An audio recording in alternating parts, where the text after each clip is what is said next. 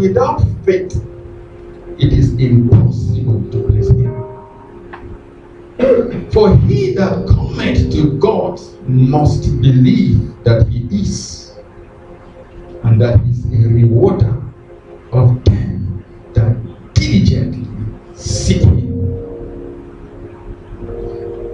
We have been considering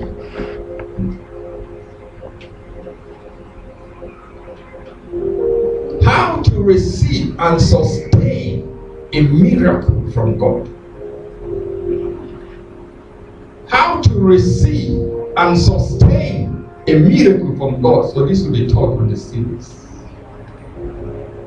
On the first day we defined miracle.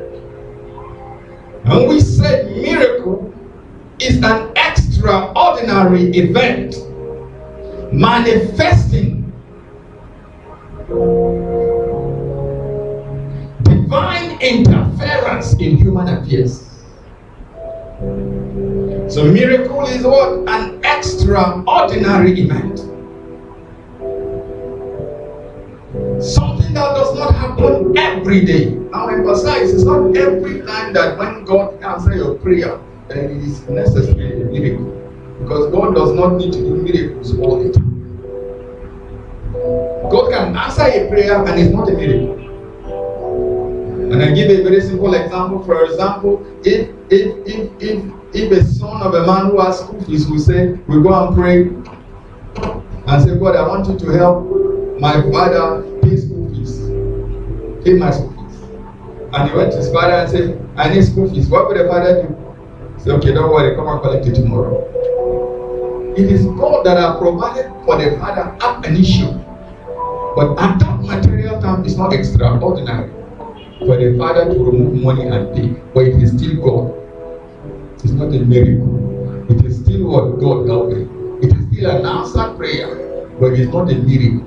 Because a miracle, we're talking about something that is extraordinary, something that is not common, something that the chances of happening is slim. That's a miracle.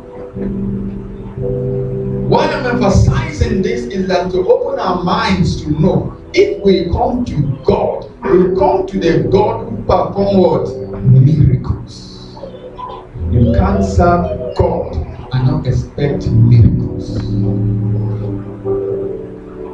If you serve God and you do not expect him to intervene in your affairs, then you do not know the God you are serving. You are missing a lot. Because God desires to perform miracles. He is a miracle worker. God desires to intervene in our affairs.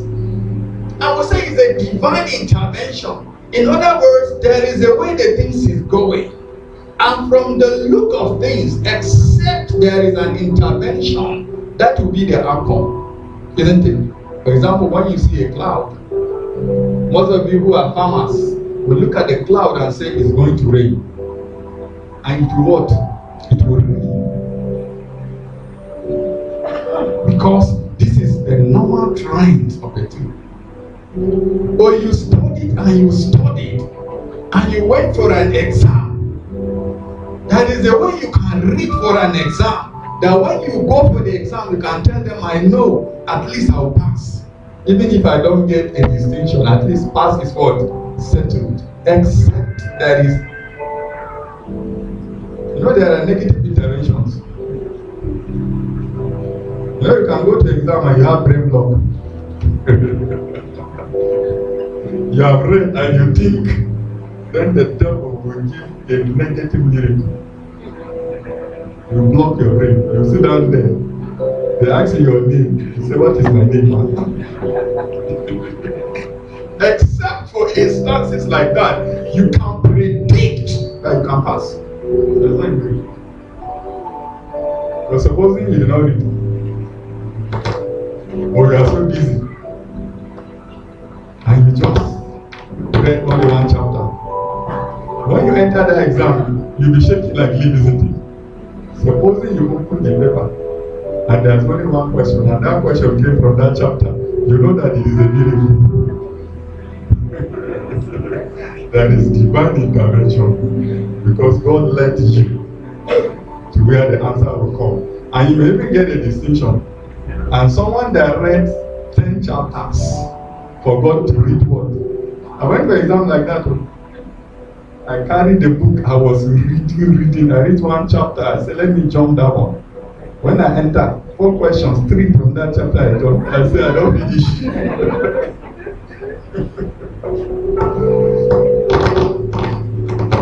So it happens. When miracle happen, the normal trends of life are going, but you can see if it continues in this fashion, I'm finished.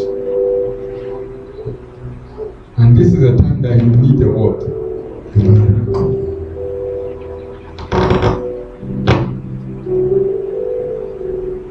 And God delights to come and give us his miracle.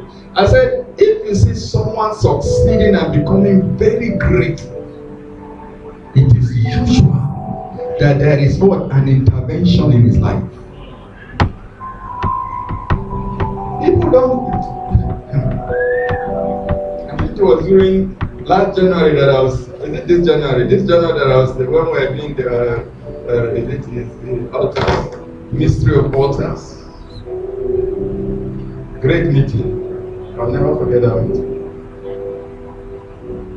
And I tell you that there is a realm that ordinary human beings, you cannot go outside it. That realm is that you eat, you drink, you get married, you bear children, and you what? And you die. Go and read the story in the Bible.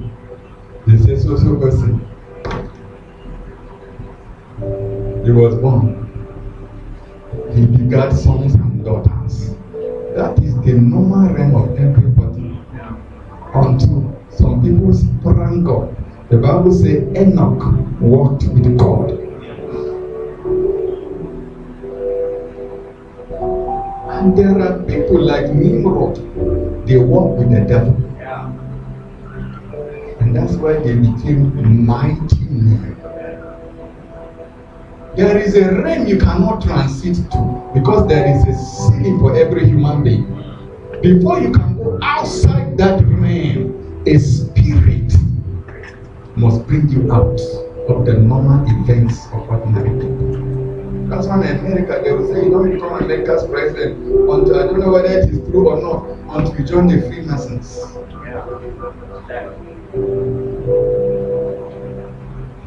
Because certain men control other men. Someone say, you know, very caring. I tell you, many people say very caring. There are people who dictate to you how you dress. There are people who dictate to you how you speak. There are famous people, great footballers. Let me tell you, there are many people who can play football more than Messi. Yes, sir. That nobody ever heard their names. Yes, sir.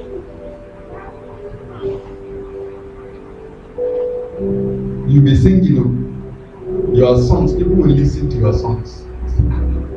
This guy is better than Frank. How come this one is not all over the world?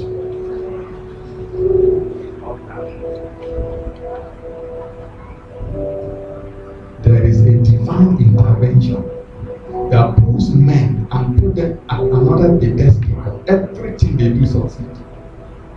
And I was emphasizing to you that for you to be able to go to an extraordinary realm. Now sometimes that extraordinary realm is not that extraordinary. Yes, sir. You know, for example, you are from a very poor background, which is a problem. No graduate in the house. Do you know for you, sometimes you didn't get a degree, you need intervention. Just to be a graduate. Because at the level of your family and ancestors, there is a mark, there is a limitation.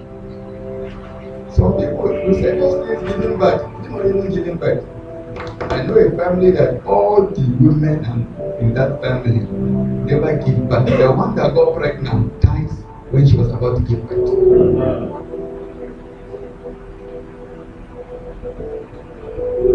That was an invitation. But the sister came up with that family, and she recognized the trend, and she hooked up to God. And when the enemy wants to close her womb, God said, "This one is my womb." The hand of God entered the situation.